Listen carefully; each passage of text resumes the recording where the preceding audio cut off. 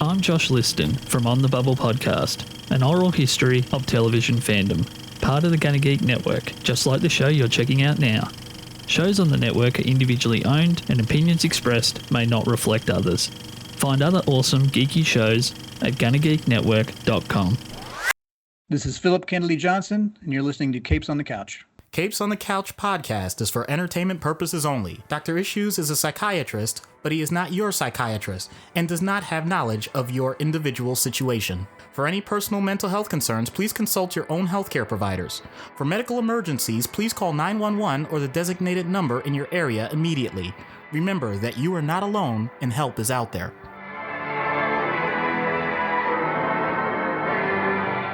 Hello and welcome to Capes on the Couch, where comics get counseling. I'm Anthony Sitko. And I'm Dr. Issues. We are very excited. We've been talking about this for a while, and we are finally introducing a brand new subseries on the show. We've got the normal Capes on the Couch episode where we talk about the mental health and psychiatric issues of comic book characters. We have Creators on the Couch, where we bring in comic book creators, usually writers, to talk about the books that they're working on and how they implement mental health and psychiatry and psychology into their characters. And now we have a brand new subseries. This one is Colleagues on the Couch. We previously announced this during our Robbie Baldwin episode. This is an opportunity for us to talk with other mental health professionals in the field about their work in the field, what they like, what they don't like, et cetera, et cetera. And so we're very excited to bring this on. And I'm also just personally very excited because I get the opportunity for our first episode to interview someone who I have had the honor and privilege of knowing her entire life and the overwhelming majority of mine. And that would be my cousin, Dr. Ashley Zultanky. Ash, thanks so much for joining us. Thank you for having me. So is this the part where we swap embarrassing stories about each other when we were kids, or? Yes, I'm all the dirt that I could get. That's definitely in my wheelhouse. I appreciate it. Well, yeah, I was going to say we have too much dirt on each other at this point, so maybe we'll call a truce for this. Oh, okay. Because I was going to blackmail both of you. But okay, never mind. Yeah, I mean, Doc has known you, yeah. Oh, well, Doc has known you almost as long as he's known me. So, yeah. That's fair. Yeah, that's so creepy to say it that way. That's pretty creepy. But, I mean, Doc and I have been best friends, 25 years at this point? Yeah. Yeah. So the overwhelming majority of your life. Of my life, correct. Of your life. Yes. Yeah. No embarrassing stories. We'll say that for the family get-togethers. Off camera and whatnot. Okay. Exactly. We've got a series of questions that we're going to run down, and they are somewhat comic book related, or at least we're trying to find a way to tie in comic books as much as we can. And then we've also got an interesting discussion that we're going to have that Ashley and I were talking about, and she suggested to Doc during the pre-roll. So very interested in that. But first, since again, you are the first guest, we've got kind of like our series of questions here. So you're the first one to run the gamut on some of these questions. So the first one is, and take it easy. There's no pressure here, I promise. It's all family, literally and figuratively here. Do I win money if I am correct? No. At least not from me. I mean, you could talk to Doc maybe, but... Yeah, I don't think we have the budget for that. Fair enough. So the first question is very straightforward. What is your origin story? Meaning, what got you interested in mental health? How did you become a doctor, et cetera, et cetera? So the short answer, I think, is that I was always really bad at math, and I never realized there were other career options other than psychologist. And I got too tall to be a jockey on the track. So bad at math. I was too tall to ride horses, had to be a psychologist. What other option is there? Sort of longer story is that I've always been interested in the brain. I've always been interested in human behavior. I'm a people-y person. Like how people work. I like how people think and helping people to excel and be better. I was previously really interested in sort of the forensic aspect of it, but along the way I got caught up in sports psychology. So I'm also a sport psychologist, sport performance person. I have had the really, really wonderful opportunity to work with some amazing neuropsychologists and amazing clinical psychologists. So I do a lot of neuropsych work as well. And so I've just kind of been really fortunate to have some stellar opportunities to work with some brilliant minds and learn about people and do some fun stuff. So my origin story is a little bit of an uphill climb, right? Grad school was rough, but we got through it, and yeah, so here we are. Here you are, the doctor in the family. Yep. Yeah. It still kind of blows my mind. It's just, again, not in a bad way. And I'm not saying that to be, I'm not saying that to be disrespectful. Blows my mind. Yeah, but here's the thing, and Anthony always does this, like, and it's interesting over the decades. It's like gone, like pendulum just swings so wide. You're a Juris Doctor. I know that is most fair. people don't consider attorneys to be doctors, but still, man, you did something. Chill. It's a graduate level degree. If I was an LLM, if I had the LLM, that would be like doctor level. The Juris Doctorate is a graduate level degree. Okay. So you're like a master of law and not a doctor of law. Interesting. You master the law, you don't doctor it. Fair enough. Whereas we doctor the brains, right? Various cities. Yeah. So, that works. Either way, I'm sure Nana and Poppy are very happy. We got a doctor in the family. We got a lawyer in the family. They're looking down. They're very happy. We need a millionaire in the family to make Nana really happy. Yes. Well, and billionaire. Poppy too. Yeah. Millionaire, billionaire, somebody. Yeah, that was Poppy's wish, man. Just, all those get rich quick schemes never seemed to work out. And somebody had to bankroll Nana and all her trips to Atlantic City. That sounds like a sitcom. It is a sitcom. It really was, Doc. It honestly could have been, and frankly should have been. Some cameos from my therapy dog in training also. I apologize. He is quite unique. So this is Colt, my therapy Doberman in training. So he'll be popping in periodically. Sorry. Hi, Mom. What you doing? Pretty much. What are you doing? Who are you talking to? You have any food? My clients like him because he's pretty dopey. I thought my first question was going to be Batman versus Superman, so I'm just... No. We're going to avoid those types of questions for this episode. So the second question then is, what is your superpower? Meaning, what is your strength? What is your focus as a mental health professional? What do you feel that you do? Maybe not necessarily better than everybody else, but out of all of your skills and everything that you bring to the table as a mental health professional, what is the thing that you feel that you do the best? I think I'm really good on the fly. I think that I am really adaptable or adaptive. I try to be as adaptive as possible as a psychologist. And a lot of my work, I'm an acceptance and commitment therapist or trained therapist. So a lot of my work is based in metaphor and experiential exercises. And so a lot of what I do is on the fly metaphors that help people relate to their day-to-day life. And so I think kind of getting to know someone and kind of getting that understanding of how they will relate to something and then using that through the course of treatment is probably, and then also maybe some of my humor, kind of lightening the mood. But yeah, definitely my metaphor skill, I think, is pretty good. It's funny. And I do appreciate that you bring up adaptability or, adaptiveness, whatever, because I feel like that is such an underrated skill to have across a variety of professions, certainly not just mental health, but definitely when dealing with so many patients who bring the gamut of issues to you on a daily basis. Yeah. It's really something that, must be commended. I suppose I could throw this question open to both of you. How much of that is taught or referenced in your training as a mental health professional, and how much of that is something that you just have to bring inherently as part of your personality? Yeah. You want me to go first? You want to talk to first? I'll go first.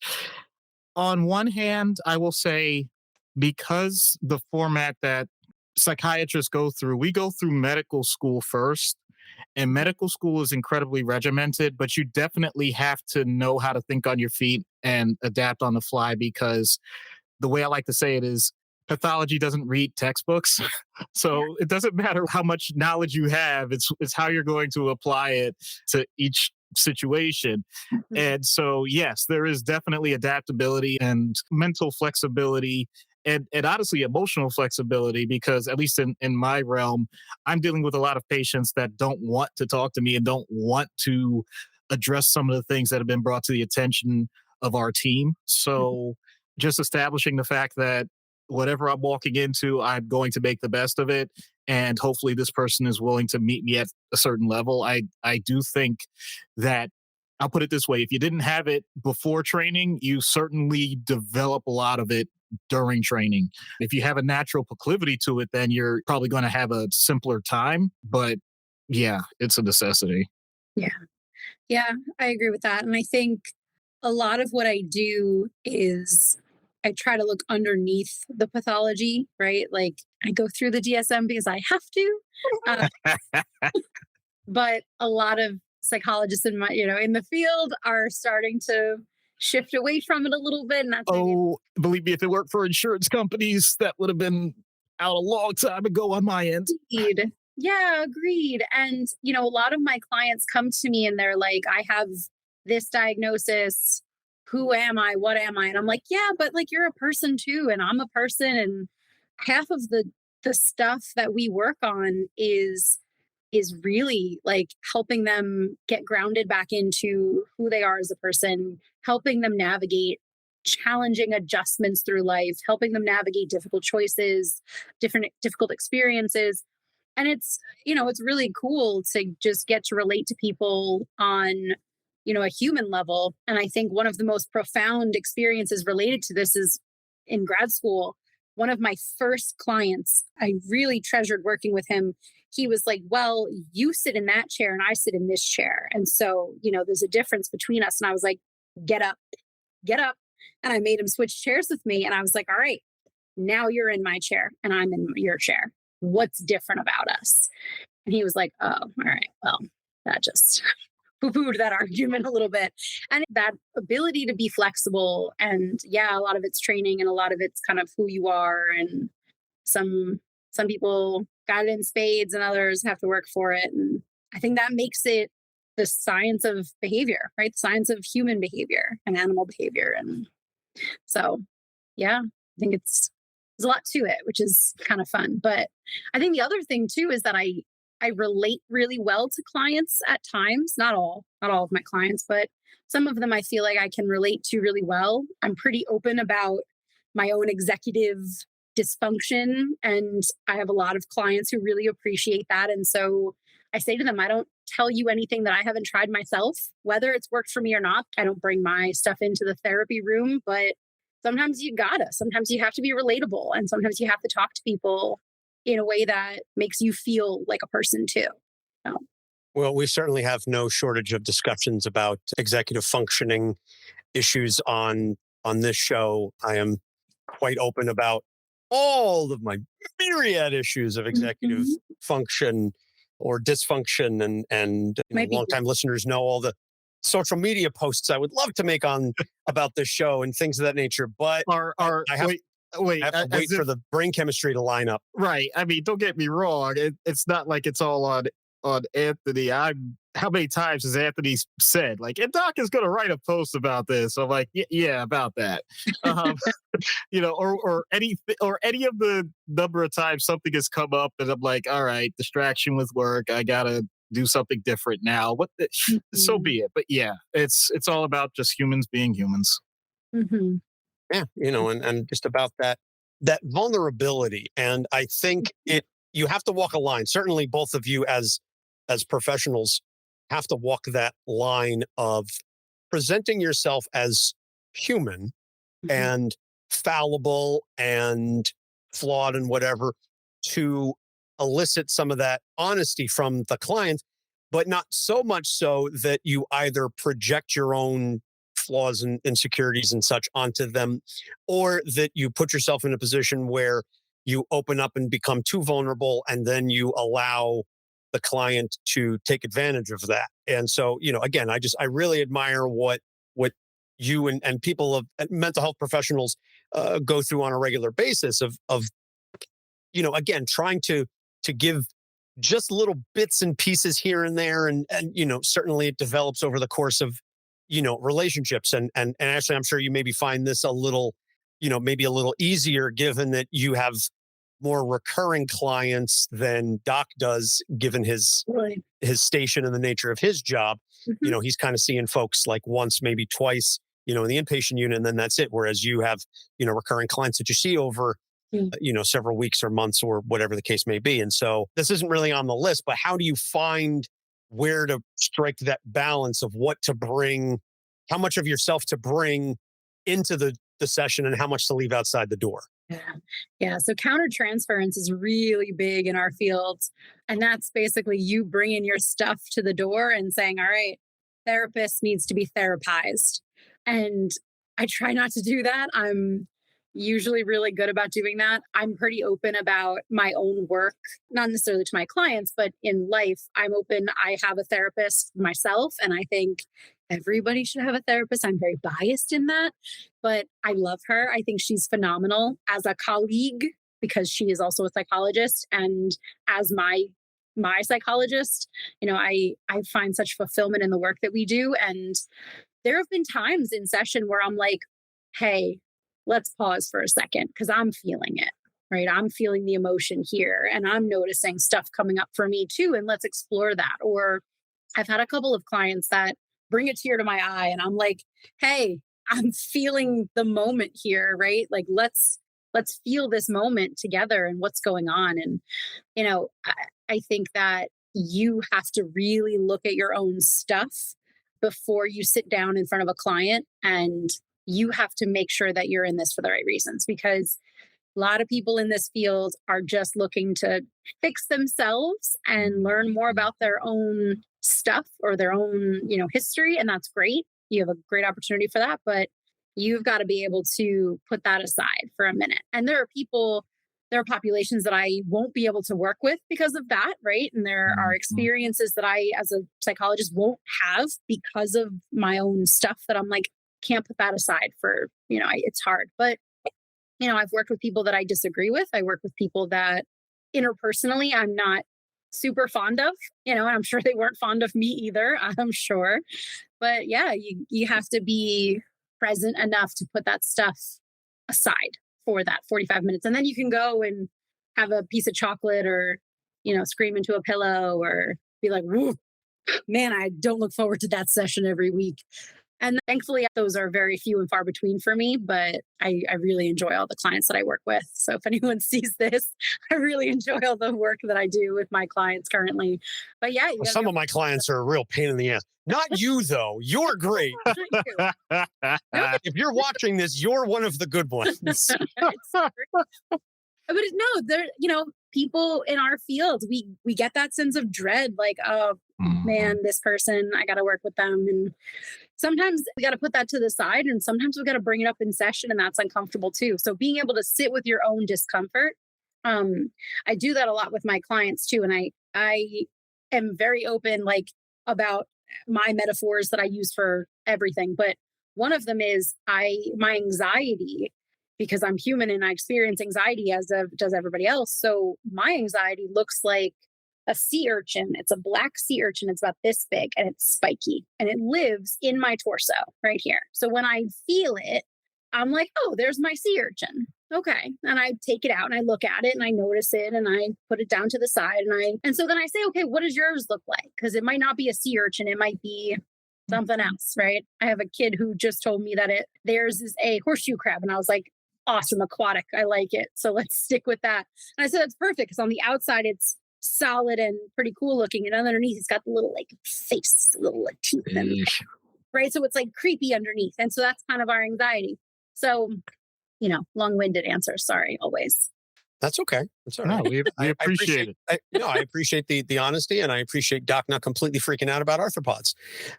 Now see, that is an example though of something that I processed many, many years ago, and I don't have that nearly as bad as I used to, or at all. I'm actually the designated person now to remove spiders, like at work. That's how far I've come. So, but that's a great example. No, I'm just saying that actually is a great example of things. And for me, when it comes to countertransference, not so much, especially in my current position, not so much any one patient, although that does happen to me sometimes. I get the gestalt, like just milieu feel. Like I can go to certain units, and even before I even interact with a person, I could say, oh, wow, this is an intense time. Yeah. Something's going down. I don't know if something's about to happen or something just happened, but all right, let me just find some staff. Let's talk. And, I want to find out what's going on for the day. And usually they'll tell me exactly what just happened. Like, all right, that explains that feeling. And cool. I'm glad I was able to process that with someone, and let's keep it moving. And that's the part, especially I'm seeing people in like real crisis moments, most difficult points in their life and all of that. So it doesn't come across to me in terms of how I'm feeling about them as much more of, what am I going to do in this moment that's going to find some sort of benefit to either de-escalate if it's actually a, intense situation emotionally, or if a person's not in touch with reality, getting them to the point where they understand we're going to intervene to make sure that they don't have to feel the way they do now so that they can have a better quality of life in the future. So, Right. that's Same. yeah, and I got to admit, I really appreciate that metaphor that you use as someone who I'll say to people, I'll say, okay, I'm definitely having a somatic experience with this. And that tells me that it's at a level that I know I need to process a different way.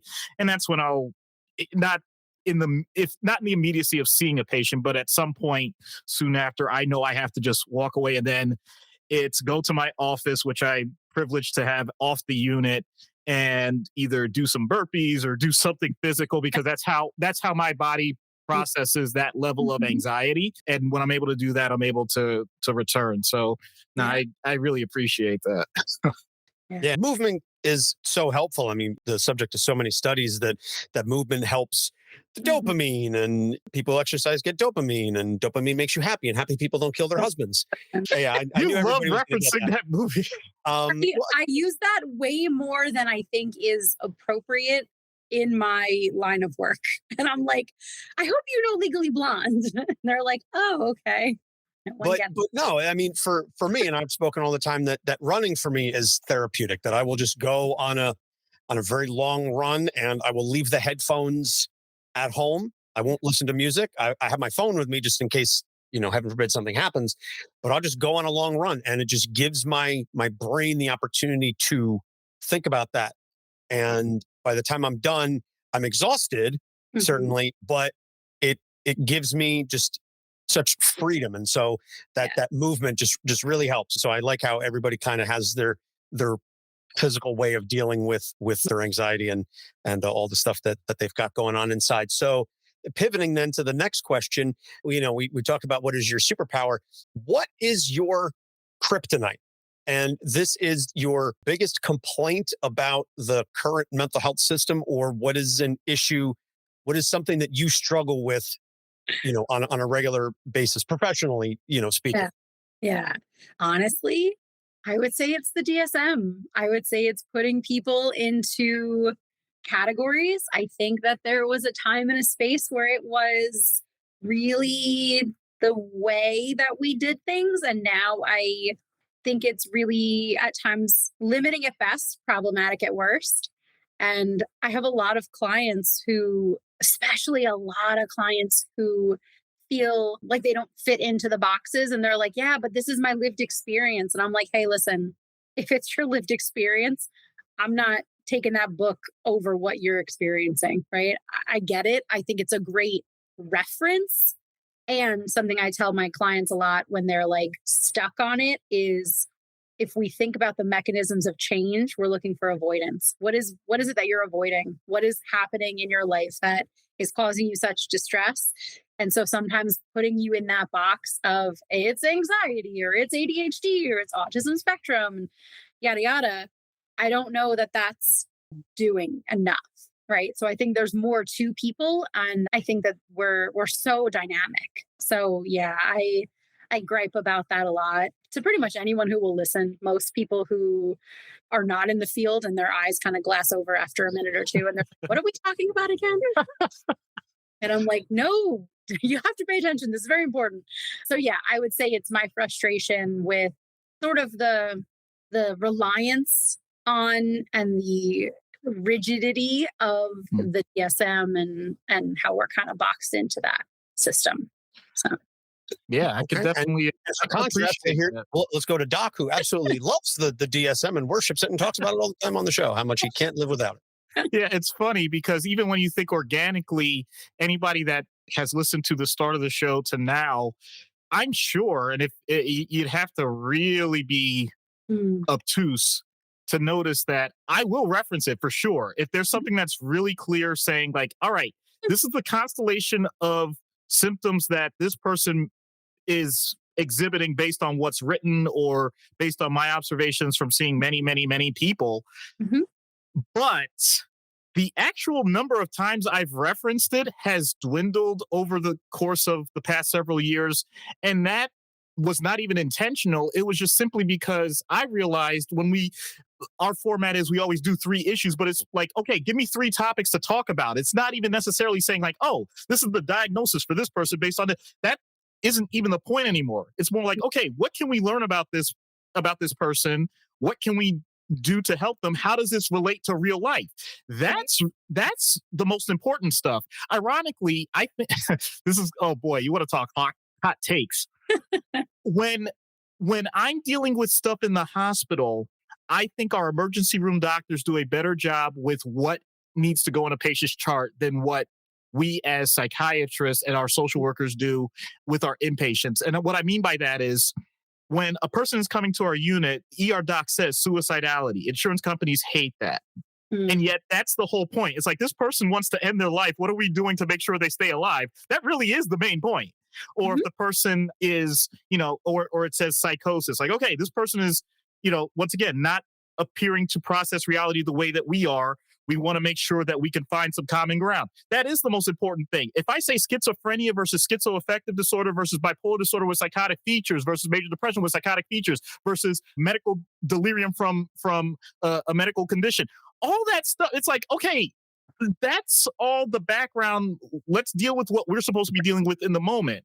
Agreed. And that part, I think, unfortunately, has become this like gray zone that especially as a psychiatrist, that's what we've been pigeonholed into. And I'm going to take one step further. I actually think the DSM as a whole could be the greatest resource in mental health if it had a different format. And what I mean by that is rather than diagnoses based on, a certain constellation of random symptoms that a few people that consider themselves to be experts agreed on to give it a label, if it were biologically based, meaning, okay, if you have a certain number of tests that indicate some sort of inflammation in the brain, along with functional MRI imaging that shows that these certain areas light up, in addition to your previous traumatic experiences that led to such and such. Like, if we actually did all of those areas and put that together and gave those things names, I think it would be amazing.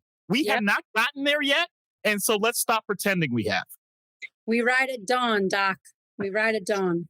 Speaking my language. And I think, honestly, I do. I mean, one year I got the DSM for my birthday. It came out in May, and I was birthday present.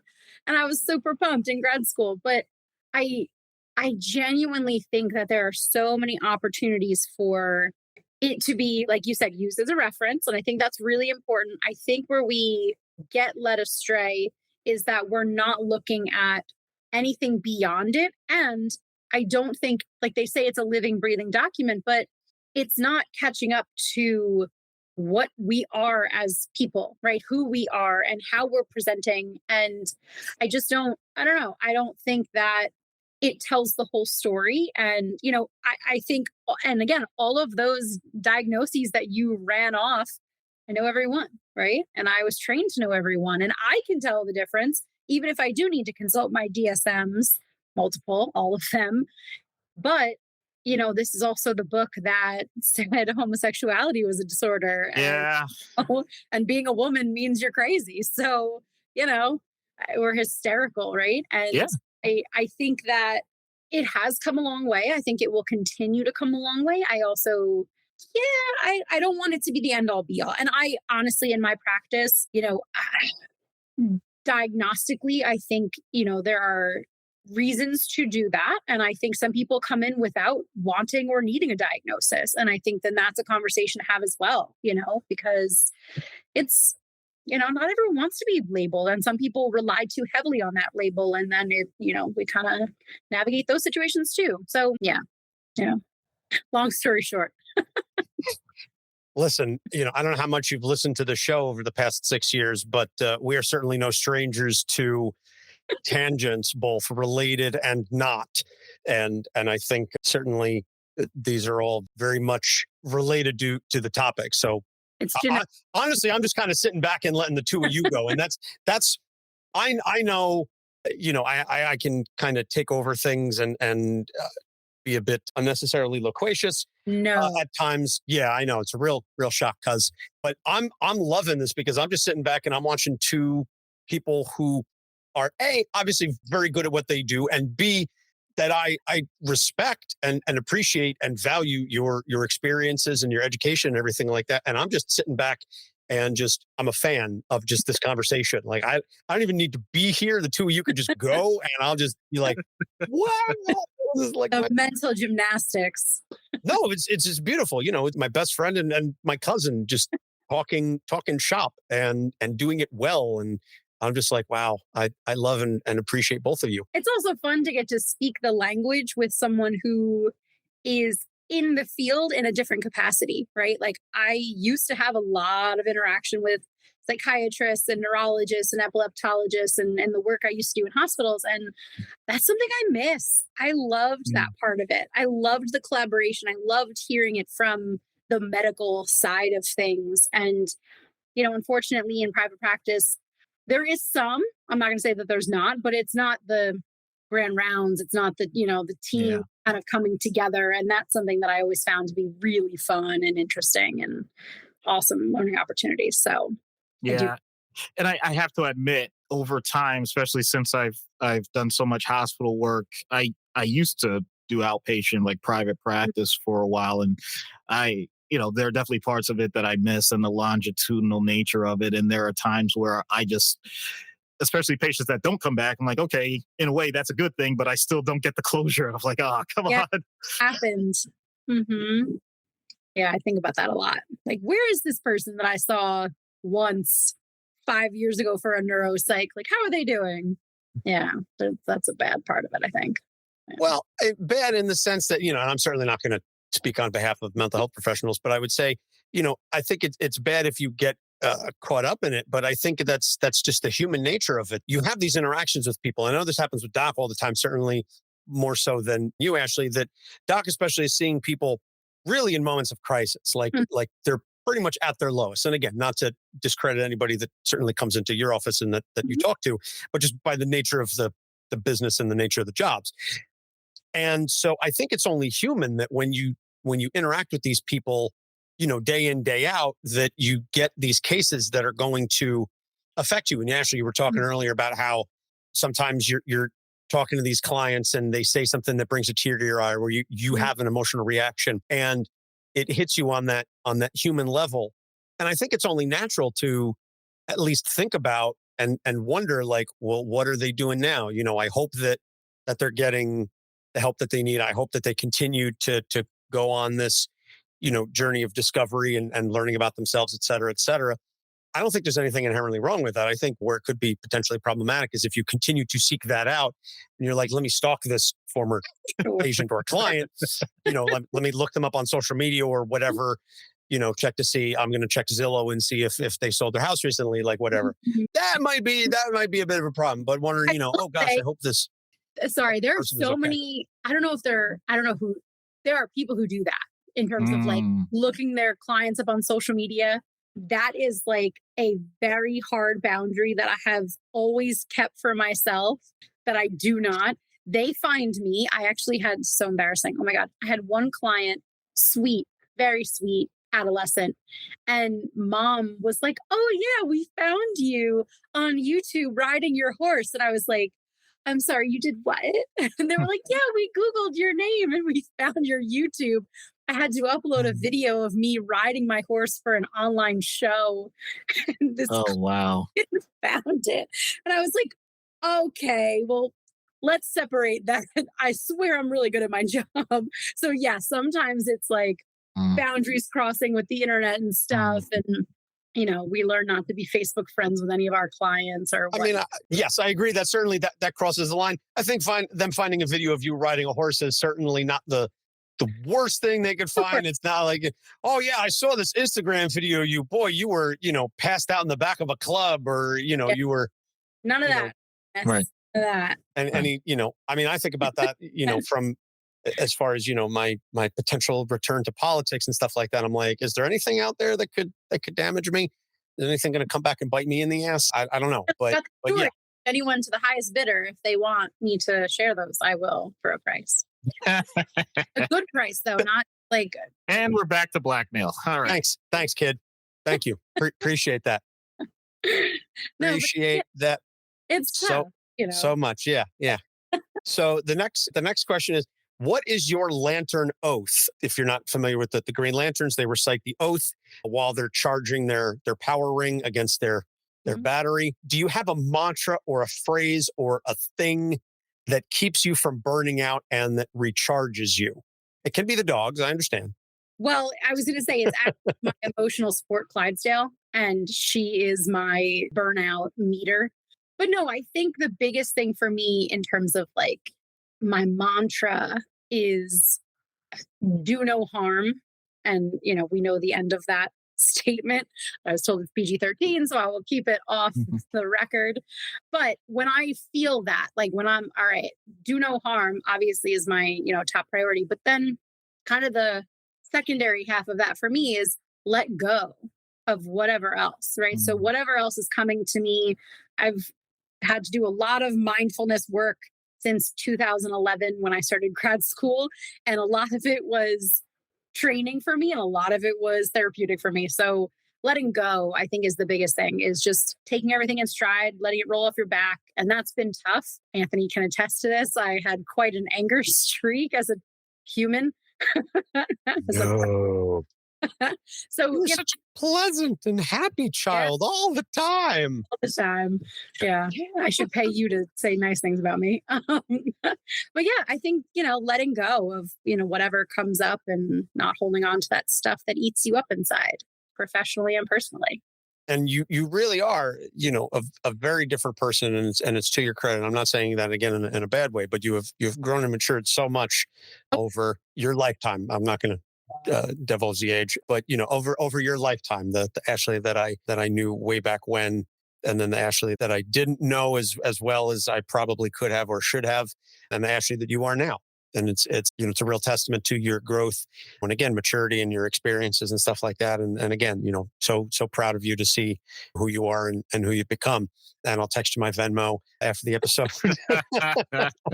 So, this way, I get my money. Your hourly rate is higher than mine. You're a lawyer. This is true. So how long was I saying nice things about you for? So let me break down the invoice. The 15 hours, right? Jeez. Listen, I don't bill anything less than a tenth of an hour. So I was going to say, even if I say 5 words, you're getting billed for 6 minutes. I was going to say, yeah, the standard is 6 minutes. I know that from working with a few attorneys. Yeah, it's incredibly like I'm in the wrong field for that. Ooh. Don't go to law school. You or anybody else who's listening, just don't do it. I let my clients, I'm like, all right, we have 45 minutes, but let's talk. Like, you're on a roll? Great. Let's break through. Yeah. I'm always running up against the clock with my therapist. And, we normally have our sessions at 9 a.m. on Thursdays. And I'll look at the clock and it's like 9:53. And it's like, well, I'm just going to stop here because I know if I keep talking, we're going to get into a whole other thing. And I don't want to, and there have been times where it's like 9:57 and I'm like, okay, you got to go. I'm going to stop now. I will let you go because yeah, we meet with our therapist at the same time. 9 a.m. on Thursdays? 9 a.m. I'm every other Thursday, but yes, 9 a.m. on Thursday. Wow. Okay, all right. That's pretty funny. All right. Therapy. I'm telling you, everyone who's like listening to this or whatever, therapy's great, man. There's no stigma. It's awesome. Preach. That's literally why we started the show, is to to reduce and or eliminate the stigma around mental health. So if you've been listening to us for 6 years, congratulations. You've been in therapy for at least a part of that time. Or you're a psychologist. You just got to defend that dissertation, baby. You're almost there. Hey. 7 years is a doctorate. So fair enough. I don't know. I don't know that I could qualify putting that on my CV as the work experience. Like, what was your thesis? Oh, I hosted 200 episodes of a podcast on mental health, talking about superheroes. So, can I get the degree now? Yeah. Although hell, if it saves me, the extra student loan debt that I don't have to worry about, I'll certainly take that 6 days a week and twice on Sundays. So next question, what is your greatest nemesis? And this is not necessarily a person, but a thing that remains an ongoing problem or challenge. And this is a little different from the kryptonite. Right. It doesn't have to be like professional or whatever. It could just be like, just something personal, whatever, Like, as I always talk about, my depression is my nemesis, that, it's my Joker. Like I'll battle it and it's gone away for a while. And, I make the analogy that the Joker is in Arkham and then inevitably he breaks out and then Batman has to fight him. And he's got to put him back in Arkham and deal with him again. So when my depression flares up, I go, all right, that's my recurring nemesis. Right. Finally, a superhero reference that I understand. Thank you. I only know Batman. It's the only superhero. We did mention that in the text when she was like, Doc, when I was like, hey, Ashley, you want to come on the show? And she's like, I really only know Batman. Can we talk about him? And I was like, well, this isn't really that kind of an episode plan, but like Batman. Hey. That's what I know. I would say my procrastination is definitely my nemesis. I get so I've learned through work with my own executive dysfunction that I do this thing, which I think of it as like the executive freeze, Doc. The executive freeze. As Doc Turtles in his chair, covering up. Let me ask you this, Doc. You tell me. So when I'm working on something, let's say it's a neuropsych eval or a report of some sort, I will have the laptop sitting in front of me, and in my brain, I will write the report, but my hand never move. Yeah, I am that person. And so then I'm like, I'm exhausted. I just wrote this whole report, but nothing is done, right? And then nothing actually happened. Nothing actually happens. And so I'm like, and again, this is kind of touching back to being able to relate to my clients. When I've got teenagers, I've got high school kids, college students, adults in the workforce, and they're like, I just keep working and nothing's getting done. And I'm like, hell yeah, brother, I get it. Preach. Like, I can appreciate that. And I think it's kept me, I think in school and professionally, it has kept me from learning as much as I can, which is really upsetting. I want to be able to learn as much as humanly possible, be able to like really just be super well versed. I know, again, I'm fortunate to know so many amazing psychologists who not only do they have the knowledge, but they can convey it. And sometimes I don't speak like that, right? And that might be something where then I'm like, okay, let me go back to the basics and, kind of learn and whatever. But then I get to the procrastination piece and then I feel stuck. Right. And so that's been kind of my nemesis. So Doc party at 2 over here. It's fascinating. And it's partly why I think, and Anthony has heard me vent about my job so many times. But I also realize the reason why I'm in that environment in the first place is because the immediacy of everything that needs to be done allows me to be productive, because every quote unquote deadline is something like, it's always I have to do this now. And there were times where, going back to like the whole DSM problematic system, there were times where it's like, oh, do I have ADHD? And every time, whether it's self-assessed, whether it's a professional assessing me or anything they're like, are you freaking kidding me? No, you seem to have no issues with that whatsoever. You just don't get your stuff done. It's like, what do you think that is? Like, dang, it's just incredibly frustrating. And then I'll admit, it's gotten to the point where I give myself the feedback of doing things with, for example, with checklists or other false senses of security, that I will write down things that I've already done just so that I can cross them off the list. Yes. And it gives... Oh yeah, brother.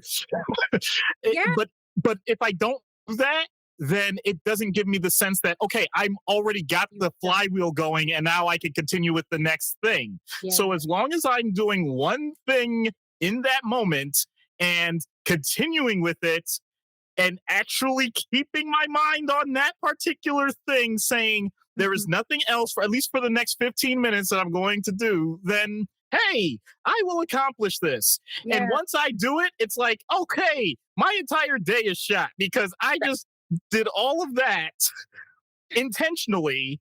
And now when I move on to the next thing, I think to myself, oh, that's not nearly as immediate. Have you read The One Thing? Yes, of course. Gary, yeah, by Keller and Papasan. Yeah, I know. So my director and I talk about that all the time, and he does the success lists. I can't say that.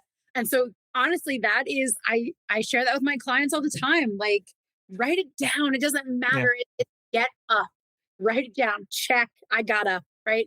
I went to the bathroom. Check. I ate something. Check. Yep. You've done 3 things today. What else can you accomplish? You're a superhero, right? Yep. Like, hey, see what I did there? Yep. So when we're thinking about it, it's just, some days, and then some days you're like on and it's, what can't I do? And then other days, I think maybe I've blinked once in this hour. I can't remember though. Right. Like, and so, yeah, that's huge struggle, personally, professionally, you name it. Yeah. So yeah. Boy, we're just calling everybody out here by all of our names. Hey. I mean, if you can't own it, right? Like, oh no, I own it. Right? Like, how many times, Doc, have I been on this show where Doc says something and he finishes and I'm like, take my name out of your mouth. I will reach through the computer and slap you. Oh, the number of times about me. Yeah, the number of times as I am talking about something, I realize I'm talking about myself. Yeah. Oh yeah. You call yourself out on your stuff. I call myself out on my stuff all the time. Yeah. If we're talking about a character, I'm like, they're doing this. I do this. I don't have the superpowers, but I'm still doing the same stuff that they're doing. Yeah. So yeah, I suppose it's worse for me that I don't at least get the benefit of the powers. Yeah, that's why I work with so many people who have ADHD and executive dysfunction, because I can speak their language. They get it. I get it. I can talk to them. I don't judge them for it. And, that it works. So you got to be able to speak on what you know. Yeah. I mean, I've tried the Pomodoro thing and, Love Pomodoro. Yeah, Pomodoro technique is I had it on my Fitbit. I have to find, I'm sure there's an app somewhere for my new Garmin that will, let me do that. But yeah, that feeling of, all right, I'm doing the thing. I say I'm going to do the thing. I'm going to go ahead and do the thing. And it could be a small thing, but at the end of it, you're like, and I need to lay down and take a nap. Yeah. Because I did 15 minutes of like solid straight focusing. Yep. And it has sucked all the life out of me like a vampire. I'm just like a husk. Just like a shell of a person, and I need to recharge. Yeah. Another thing I've learned too, and this is definitely something that I joke with a lot of my clients, and I say, I am physics. Okay. I am physics. A Dr. Zultanky in motion stays in motion and is productive. A Dr. Zultanky who sits down is never getting anything done again until. And so that is my physics law, right? That is the law I have to abide by. If I'm moving, I'm proven. All the time. The problem is I have a desk job. So do I. I can't. It's very difficult for me to. What? Get a walking treadmill. Hey. I suppose, yeah. But the problem is for me is I'm chained to the desk. Meanwhile, I know there's all stuff going on in the house that needs cleaning, that needs to get done, chores that need to get done. I have to exercise. Yeah. I have to do X, Y, and Z. I got to do laundry. Like it's. There's been times where literally laundry is the only thing that gets me up and out of the chair, is because I'm chained to my desk. I no longer have a commute, but I'm still chained to a desk. Yep. So yeah, it sucks. It's draining on a number of ways. So the last question that we have, and boy, we're really going here, is last question is kind of a fun one. What is your legacy or super team? Who are the people who inspire you, who are a part of your sphere of influence, or whom you yourself have mentored? So what is your Justice League, your Avengers, your team? Ooh, that's a good one. Doc came up with that one. That was a Doc question. That's a tough one. So I'll look at this from a professional standpoint, mainly because my family had to drag me across the finish line of grad school, so they know who they are. They literally kicking and screaming at times, like, "No, I quit. I'm going to join the circus." But professionally, I would say that my my mentors or the people that I really look up to, thinking about it from like a kind of a rock star psychologist perspective first. Steve Hayes, the GOAT, Robin Walser. I adore her. I fangirled so hard all over her during a workshop. And I was like, "I love you so much." And she was like, "Okay, thank you." "Oh, you're so nice. I'm sorry I'm weird." She's just brilliant. And I love her. Kelly Wilson is another one. He's just dynamite. And Kevin Polk and Phil Tenaglia. I think those are like kind of my people that I reference quite often. So I just genuinely love the work that they put out. I keep looking over at my bookshelf to like see if I'm forgetting any names, but really like the rock star psychologists in the ACT community, I think have been really wonderful humans. And, I think my current boss has, sort of nurtured me into the professional that I am today. He took a very scarred and somewhat broken young doctor of psychology and helped me turn into a psychologist, which I'm always really grateful for. And I say to him all the time, like, "You're so nice. You're such a nice boss," which is really great. If you don't have a nice boss out there, people go get one. They're awesome. Even when you mess up, they're really nice to you. And that's really nice. So I would say, yeah, definitely him. And then in terms of my legacy, like what I'm leaving behind, like, or who I'm leaving behind, I have one young professional that I was one of her adjunct professors when I was teaching, and she was a delight. I absolutely think the world of her as a student and as a person, and she's sort of come back in and out of my life occasionally to ask me for references, and I'm like happy to give her those glowing reviews to everyone because she was just such a wonderful person. And so like I had a small role in her life and in her professional journey. And, I love that I got to do that. But hopefully other psychologists or grad school, young professionals, whatever, eventually I'll get to a place where people know what I'm doing and, are willing to listen to me talk.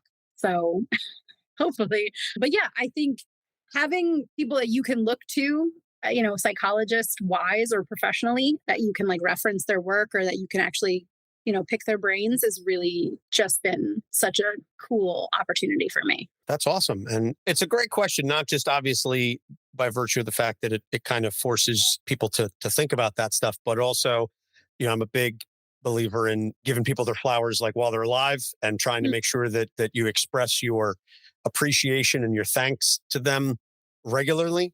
And so I think that it's a really cool opportunity for people to say, like, these are the people who got me here, and this is like, they made me who I am and what I do and et cetera, et cetera. So I think that's just it's a really great question. And again, full credit to Doc for being the one to come up with it. So now that we kind of ran through all the questions that we had planned, now Ashley is going to not necessarily take over the discussion, but when we were kind of organizing all of this, she said, "Hey, what do you know about the ACT matrix?" And I was like, "I don't know jack about it." Diddly do. But I know less than nothing. And so matrix to me, I'm thinking either like dodging bullets, or I'm thinking like, Optimus Prime reaching into his chest and presenting light to everyone. So that's what I think of when I think of matrix. And in our outpatient service, I am aware of it through some of our counselors. So I'll be honest, I'm aware of it. I can't say like, "Oh, I know everything about it." So I'm like, this is cool. This is a great opportunity. So yeah, so Ashley, please by all means go first off explain what is the ACT matrix. So yes, I will give you the spiel that I give all of my clients. And you almost took my joke, which I was going to be mad at you for. But similarly to lasagna on Christmas Eve, I get the corner. I am first, I get the corner. So do not take my joke. But here, And I, as someone who has spent several dozen Christmas Eves with this woman, do not take the corner of the lasagna. She gets the first piece. That's I it. don't even care if it's the first piece. I don't have to be first in line. I just need everyone to know that it is the corner. Because it's the crunchy, burnt edge, and that's the best part, man. Okay, so this is the act matrix, and then I always say, not Keanu's matrix, and then I pause and I go, and no one laughs, and I get really upset about it. So I know Kung Fu. right, like, come on, it's Keanu. Whoa. Hopefully you guys can see this well without me having my laptop go skyrocketing off this desk. So this is a method of conceptualizing behavior experiences that I use. It is not mine. It is Kevin Polk and Phil Tenaglia's, and they are really wonderful professionals. They have a crowdcast that they use that goes through this all the time. I've been on an episode once. It was really cool. They're wonderful. So when I introduce this, right, this is the matrix. So we've got our 4 quadrants here. So everything that takes place below this line, below this center line here, takes place internally. Okay. So I write inside. Oh no. And I pulled a bunch of markers. So you're going to see me switching out a bunch. Sorry, because I always have to find that might not be a good color. So I write inside. Can you see that ish? Yeah. Yep. Yeah. And just for the audio listeners, Ashley's kind of drawn on a large rectangular whiteboard. She's drawn basically a giant cross, creating 4 quadrants. So in the lower right quadrant is written inside. Well, so hold on, let me read this. So that's meant to be under here. So like right in the middle underneath. Yeah. Okay, sorry. So in the middle. Yeah. In the middle of the vertical axis.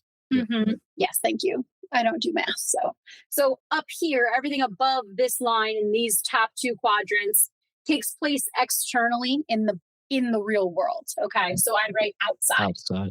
So you can think about it, kind of whatever words you want to use internally, externally, inside, outside, whatever.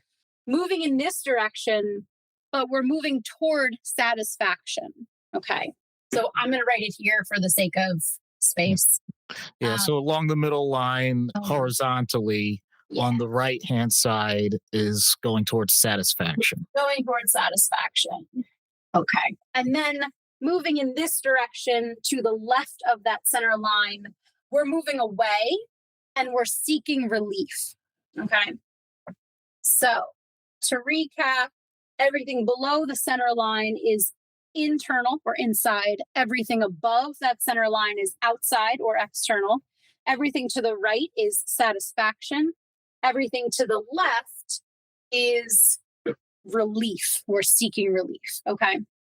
So then we've got our big circle here. And in here is, we'll cover this at the end, but this is us noticing. Okay. So this is, she's drawing a big circle at the center where the 2 axes meet. Yes, thank you. So then in this quadrant, the lower right quadrant, I always start here and I draw a big heart and I say, okay, tell me, what is it that you care about? What matters to you? What are your chosen values? And so if you guys want to use a super person, a hero of sorts, we can kind of run through, what it would look like. That might be kind of fun for people. Sorry, might be kind of fun. All right. So who would you like to use? I mean, I can talk about Captain America. I knew it. I knew you were going to use Captain America. Yes. Go for it. Yes. Okay. So Captain America cares about, Steve Rogers cares about liberty. He cares about equality and equity. Mm-hmm. He cares about Americans and, I was going to say freedom, but that's liberty. He cares about the American dream, essentially, upward mobility. So I think that that does it. Again, we're trying to be somewhat concise here with time. I like how you wrote America. Yes. Yeah. America. Who does he care about besides America and Americans? Who does he care about? Who does he care about? His friends, his colleague, Sharon Carter, Bucky, the other Avengers, teammates. Mm-hmm. So that's friends, colleagues, Avengers, teammates. Mm-hmm. Okay. Anyone else? You got any family? I mean, so I don't know. He was an only child, and his parents are obviously long dead. But he knew them, right? He cared about them at some point. Well, yes. Okay. So I'm just kind of operating, present day. Yeah. As it is. All right. I'm not going to get into the whole son that he adopted in the alternate dimension with Arn and Zola and all that. Yeah. I'm not going to get into that. I don't know. That's kind of been forgotten about. This is where all the things go over my head now. This is the time.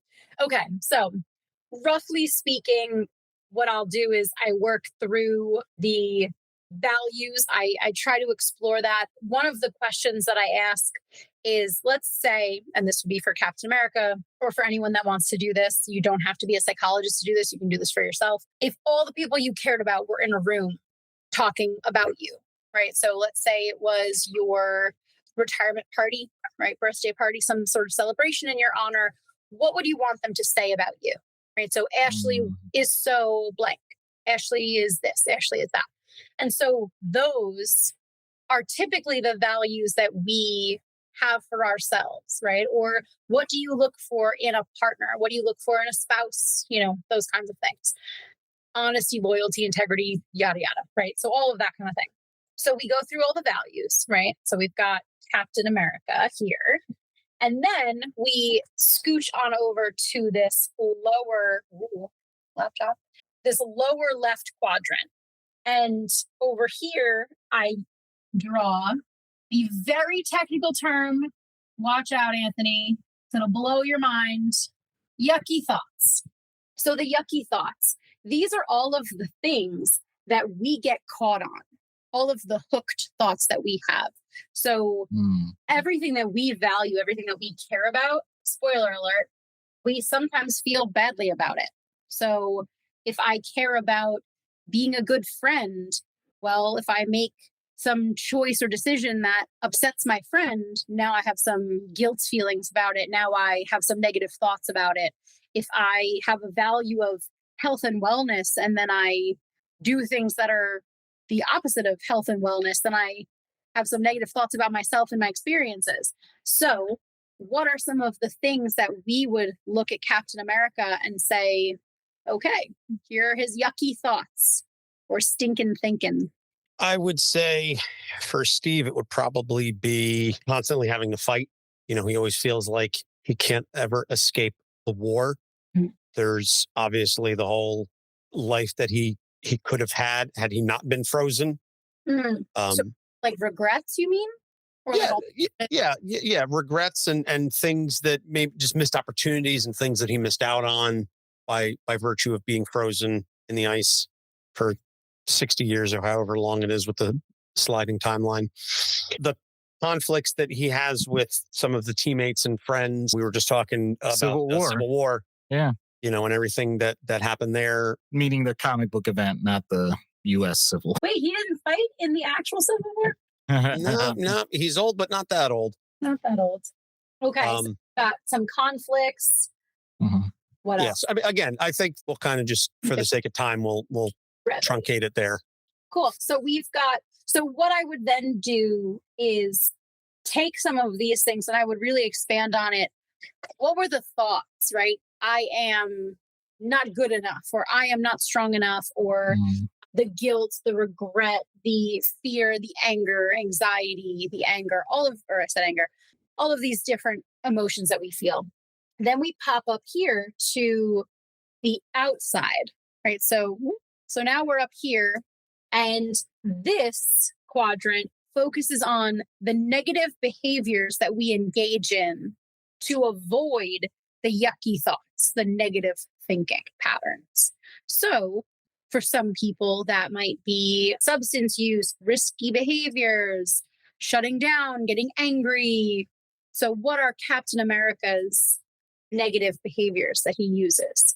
It's an interesting question. I know poster boy of good, but like, what does he do? And sometimes I always say, sometimes the positive behaviors and the negative behaviors can be the same. It just comes down to context, right? So for example, if health and wellness, if wellness is your value, exercise, spoiler alert, will go up here. But if you have an eating disorder, right, or just eating, then over exercising would go over here because you're using it as an avoidance feature or a coping mechanism. Yeah. And actually, I'll jump in. I don't get me wrong. Anthony knows Cap way more than I do. And yet I will say, not just in the comics, but also they've used this in the MCU as well. There's a part of him, and if you want to call this part of the American way, because we're such individualists, he can be a bit of a rebel. He can sometimes lash out just for the sake of like just testing it, like not even saying that you're wrong. As a matter of fact, one of his most famous speeches during Civil War, when he talks to Spider-Man, and he just points out that if the rest of the world sometimes says that you need to move, you could stand your ground. Your job is to plant yourself like a tree beside the river of truth and say, no, you move. There you go. Which can be fantastic or can be used, to your point, to justify some really horrible behavior and say, I don't care that the rest of the world is doing this. I'm going to do this. It's oppositional defiance. Not that I know a thing about that at all. Damn ADHD. So yeah, so rebel. And I would say also related to the conflicts, sometimes he may be a little too quick to fight because it's what he knows. It's what he's trained in. He's obviously very good at it, but he's not always the quickest diplomat. He's very diplomatic and he is very reasonable, and I would say also some of this is depending on the writer, that he's a little quick to jump to the punchy. Sure. Shoots first, ask questions later kind of guy. Punches first. And maybe not to that degree, but he'll definitely maybe not shoot first, but he'll punch you first. Oh, there we go. And then when you're down, go, all right, you good? Now can we talk? You good. That feels like a Batman thing. Stay down. Oh, there's been plenty of analogous stuff with Batman, and they've done crossovers.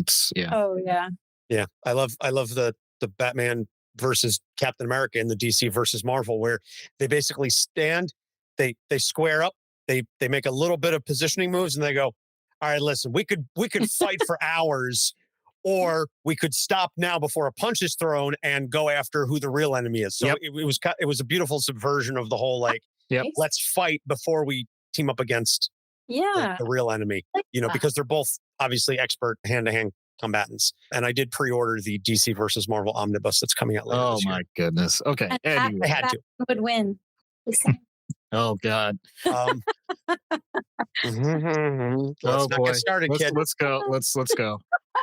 So Rebel too quick to fight. Negative behavior that he would engage in. I don't know. I would say some of it may be related to the punching. Also, sometimes he can be a little preachy. Okay. Because he is in many ways and is considered by a lot of his cohort to be to have the moral high ground on a majority of issues. Yeah. But it can also come across as, I'm Captain America. I'm Steve Rogers. I know what's right. So you're going to sit here and listen while I tell you what is right, what you should and shouldn't do. Yeah. Okay. Again, depending on the writer, it can sometimes come across as a little preachy. As we saw with Civil War, where some of that stuff was very ham-fisted. Okay. So last quadrant then. I know it's a revolving, I don't move people around this much, but for the sake of the recording. So the last quadrant over here is the behaviors that we engage in that are directly consistent with our values.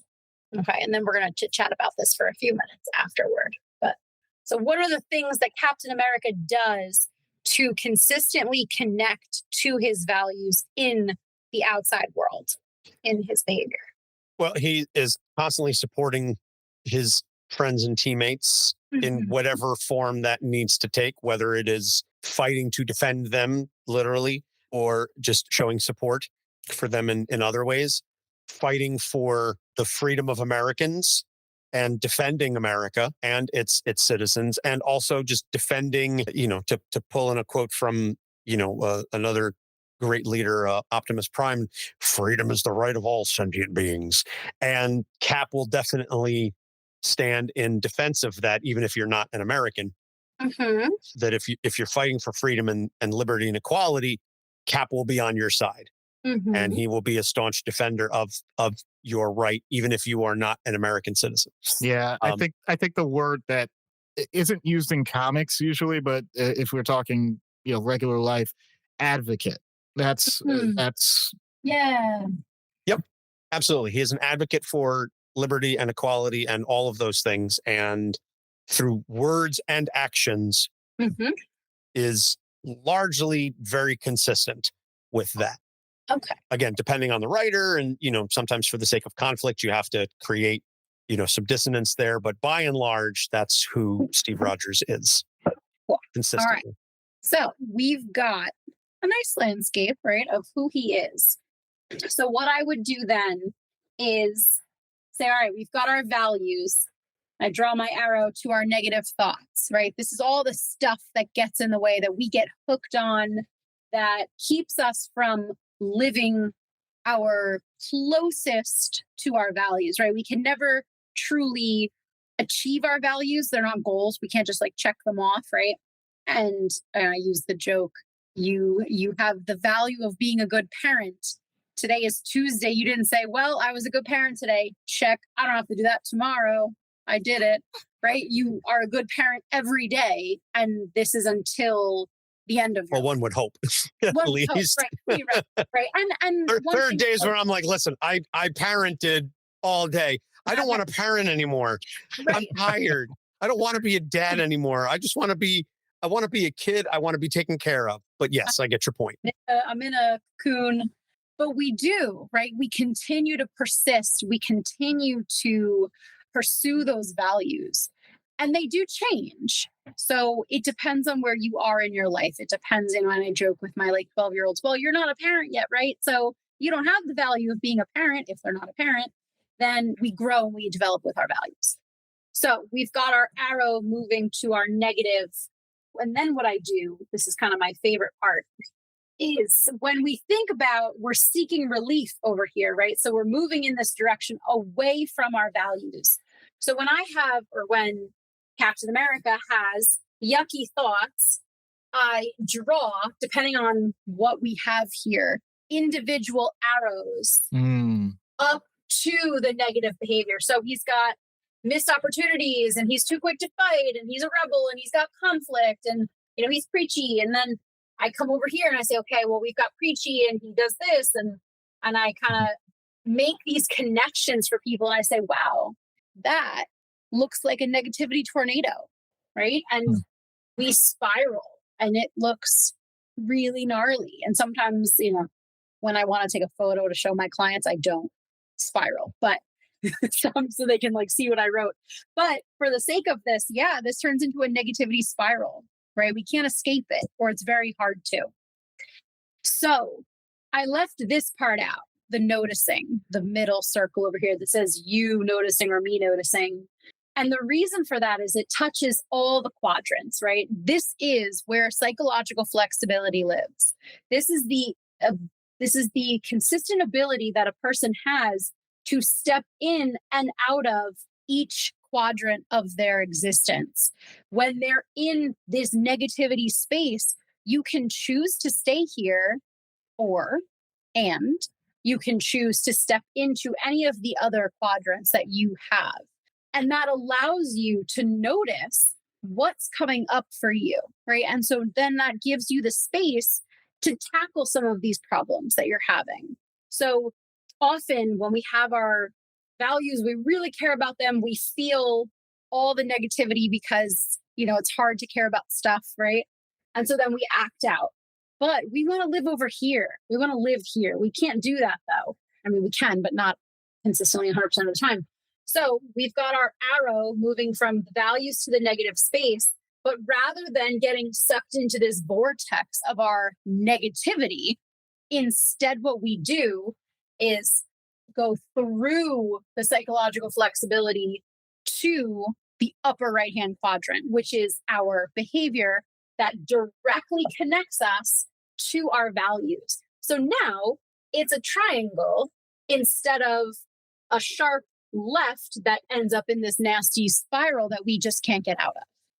And so the work then becomes this arrow going from the yucky thoughts to the upper right-hand quadrant of the positive value, consistent, committed action type behavior that directly puts you in line with your values. So Captain America is a really good example of that, because although he gets caught here sometimes, he's able to reconnect and reestablish that connection between, well, I'm not a good enough super guy. I suck. I'm the worst super guy.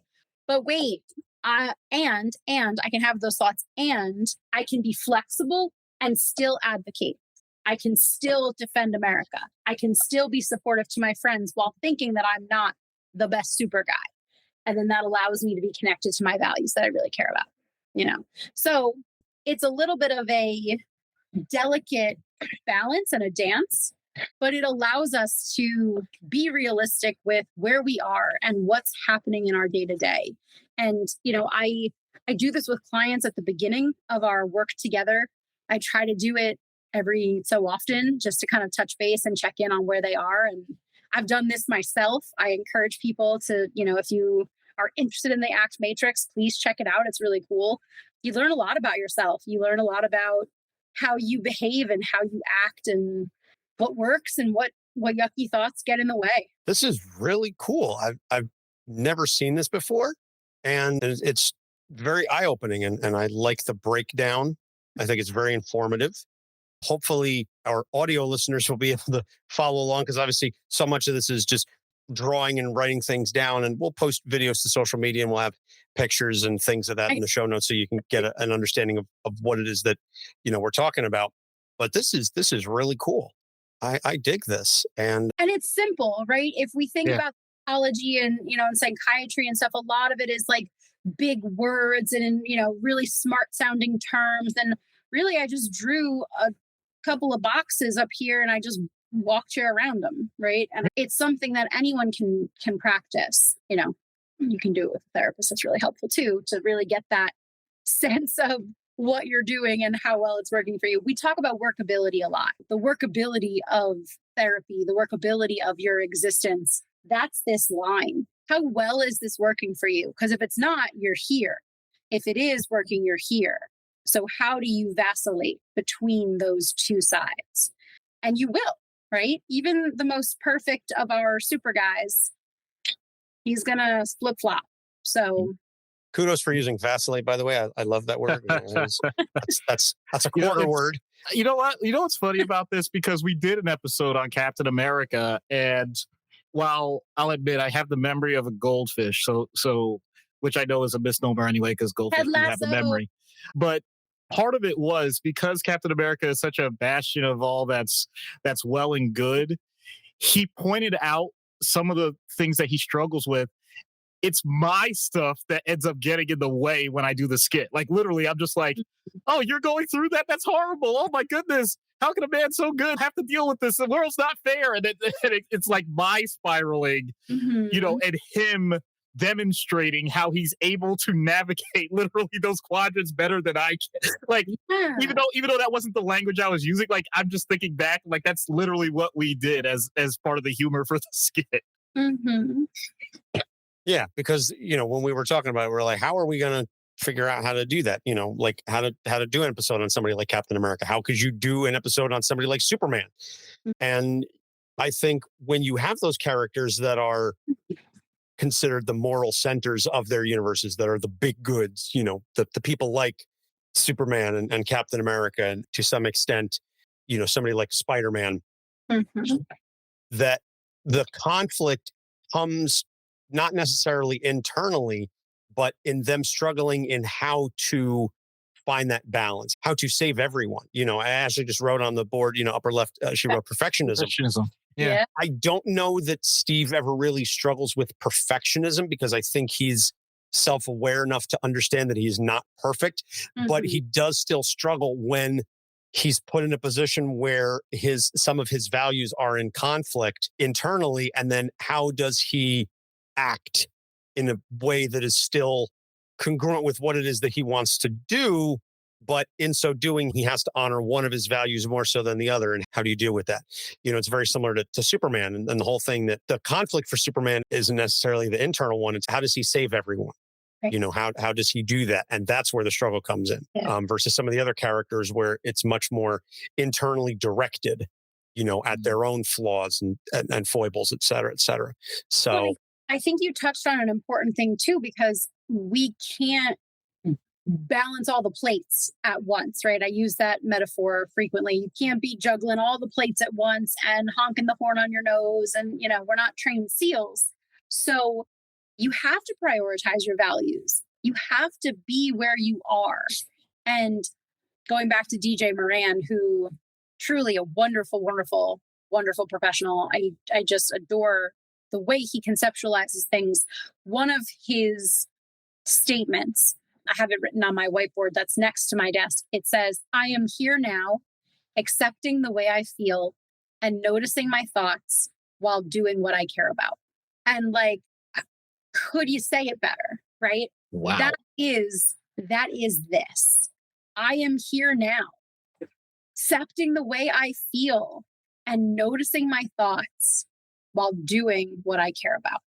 And I just think we have to prioritize. We can't do everything. We can't do all of it. We struggle. We feel bad about it.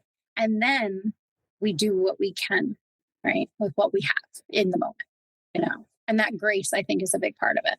Grace, absolutely. We talk about that on the show all the time. Yep. Is showing yourself the grace and compassion and forgiveness to understand that you are doing the best you can. And we just talked about this not that long ago. Literally, yeah.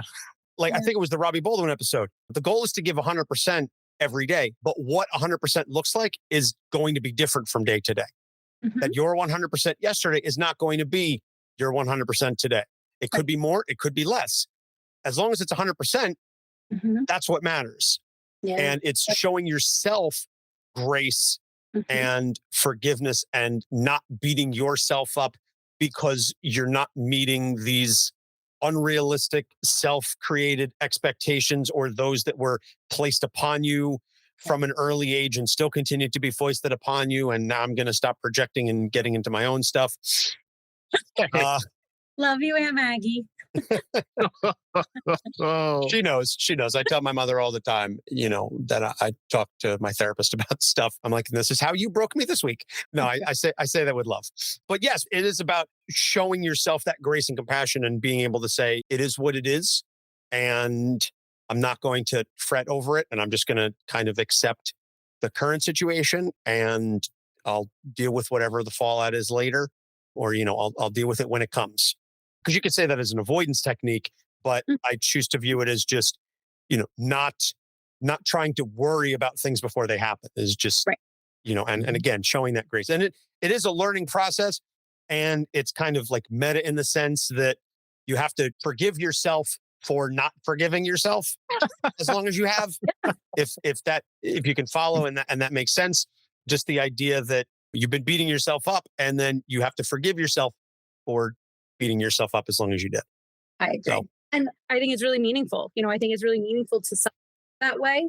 And I think that it's really uncomfortable to do that. And it can be really painful at times. So allowing yourself that experience of feeling pain, of feeling discomfort, especially I think here meaning today in this day and age, we are so fixated and rigid when it comes to the experience of instant gratification and immediacy of positive results and likes and follows and, hearts and whatnot. And the work is the longevity, right? It's that resilience. It is that grit and determination. And I love Angela Duckworth does a lot of Oh, resilience. yeah.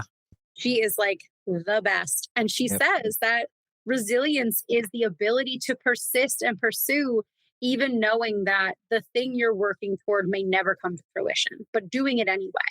Yep. And I mean, hello, like that is the work of a superhero. You have to persist and pursue, even if you're going to get your butt kicked by some guy in spandex. Whatever. Yeah. Process over product.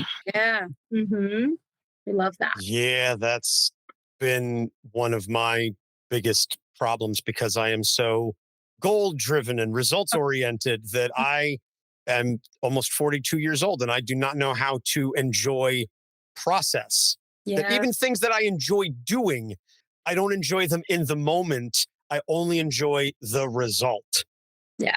And it has taken a lot for me and I've made progress, but I'm still, and this again, ties in with the whole forgiveness and stuff. And I'm like, I feel like I should be further along than I am, ironically, in this process. I have a chalkboard for my workout wall and I wrote on it, embrace the suck. Mm-hmm. And it's the knowledge that the process of exercising is not always necessarily the fun part. And knowing that I'm not going to hit all my PRs on any given day and that doing the work is not always going to be fun. But when I'm there, when I'm finished with my 12-hour Tough Mudder, or, when I get through Worlds later this year and I'm done with 24 hours, I'm going to look back at all the work that I did in January and February and all the months and the hard exercises that I did to get me to the point where I could survive the 24 hours or doing the 12 hours. And so that's where I'm trying to do that mind shift, that it's just so hard to turn that ship after decades. Well, I think really appreciating the moment and being present in the moment is, it's something I work on a lot with my athletes, something that I work on with myself. And it's so easy to get caught up in the perfectionism of like, this isn't going the way I planned it. This isn't right. This isn't the way I wanted it to be.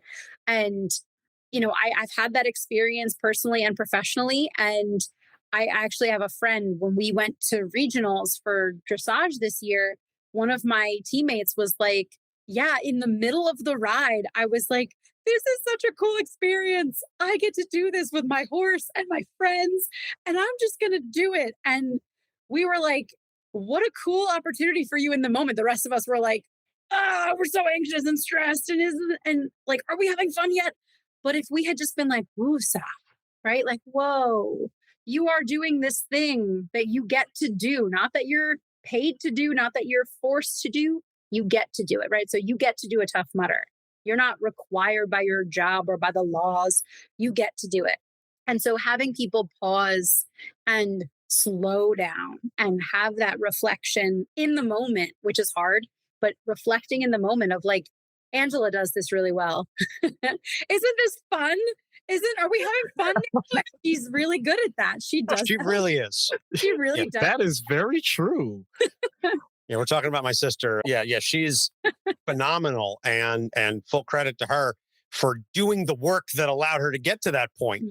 Because again, it is somewhat ironically a process in and of itself.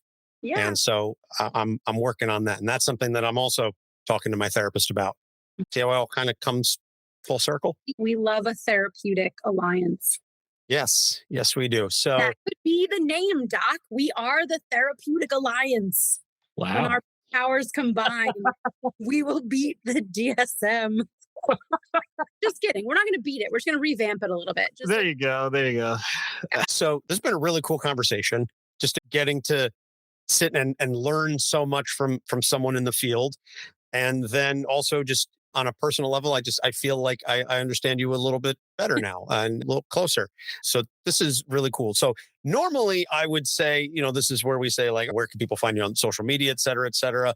And given the nature of your job, I don't know what you necessarily want to divulge, what you don't. So I would just say, what is something, to the extent that you have anything, is there something you want to promote or tell people about, whatever the case may be? Now's your opportunity to kind of peacock a little bit, if you will. Well, thank you guys for having me. This was so much fun. I don't have really any up and running professional social medias yet where I'm working on it, but I guess you can find me through my practice. I work at Behavior Therapy Associates. It's a really cool private practice. There's a bunch of really amazing psychologists, BCBAs, doctoral level BCBAs that work there. And I try to do a lot of like talks and conferences and things like that. So I'll be doing more of those things down the road eventually. But yeah, do the work, guys. Like this is the fun stuff. This is the fun part about therapy. The embracing the suck is the hard part, but this is the cool part where all the connections are made and whatnot. So give it a try if you're hesitant. But yeah, thank you guys for having me on. This is so much fun. Yeah, it's been an absolute pleasure. And you can find all of our episodes eventually on our website, which is capesonthecouch.com. We are on Facebook, Instagram, Twitter, TikTok, and Threads at Capes on the Couch. Our email address is capesonthecouch@gmail.com. If you like what you hear and you want to support the show in a way that doesn't involve any money, you can always leave us a rating and review on a platform that allows you to do so. If you do really like what you're hearing and you want to unlock some of that additional content, be it early access or uncensored material or whatever the case may be, you can go to patreon.com/capesonthecouch and subscribe. It helps pay for the funding of the show and helps keep the lights on and helps give us our subscription so we can continue to read the comic books. And as we go out here in year 6 and we're really kind of looking at different ways to expand our outreach and find new ways to reach people with the show and on a larger scale, the message that it presents and destigmatization of mental health and therapy and all that wonderful stuff that we just spent the past hour and a half, honestly, talking about. This is one of our longest episodes ever. And yeah, thank you, Ashley. No, I'm being serious. It's a long episode, sure, but it also never felt like a slog. And it's not like, oh God, when is she going to shut up? Like, yeah. So now I'm going to jump in because I'm going to make this even funnier. This is an inside baseball kind of thing. So before we came on, Anthony was like, oh yeah, we might need a couple more questions. Remember that? Yeah. Yep, certainly did. With me? You thought you would need more with me to talk? Well, it was just more for the colleagues on the couch and just trying to come up with the list of questions that we want to have in our pockets moving forward, for all the mental health professionals that we're going to be reaching out to. So I'm already in communications with a couple of them. So hopefully we can get them on the show.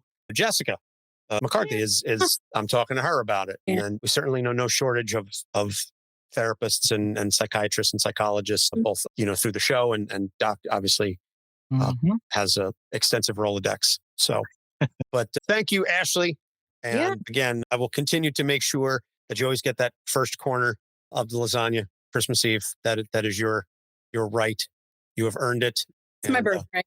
It is your birthright. And if Nana were still here, she would certainly make sure you would get it.